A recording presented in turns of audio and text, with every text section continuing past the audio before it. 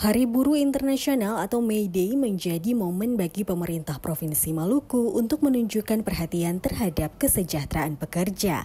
Pada Mei 2025, pemerintah daerah bersinergi dengan berbagai stakeholder seperti Polda dan BPJS Ketenagakerjaan untuk mencegah aksi demo dari serikat pekerja maupun serikat buruh. Sebagai tindak lanjut dari sinergi ini, Dinas Tenaga Kerja dan Transmigrasi Provinsi Maluku menyalurkan bantuan sembako yang berisi beras dan minyak kelapa kepada serikat pekerja dan serikat buruh. Bantuan ini akan dibagikan kepada sekitar 350 pekerja yang terdampak PHK dan yang tergolong dalam kategori ekonomi lemah. Kepala Bidang Hubungan Industrial Dinas Tenaga Kerja dan Transmigrasi Provinsi Maluku, Peggy Walando, menjelaskan distribusi bantuan ini dilakukan melalui serikat pekerja yang akan membagikan sembako langsung kepada para pekerja.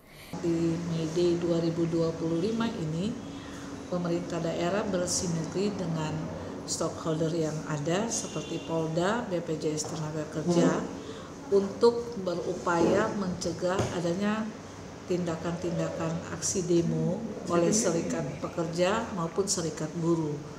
Dan tindak lanjut dari upaya ini adalah lewat Dinas Tenaga Kerja dan Transmigrasi Provinsi Maluku bersama stakeholder Polda dan BPJS Ketenagakerjaan memberikan bantuan sembako yang berisi beras dan minyak kelapa kepada serikat pekerja dan serikat buruh untuk membagikan kepada kurang lebih 350 pekerja dengan klasifikasi pekerja yang berekonomi lemah dan pekerja yang berdampak dari PHK.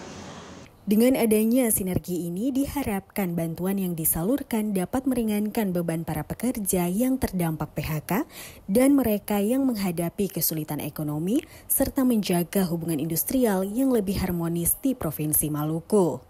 Tim Liputan TVRI melaporkan.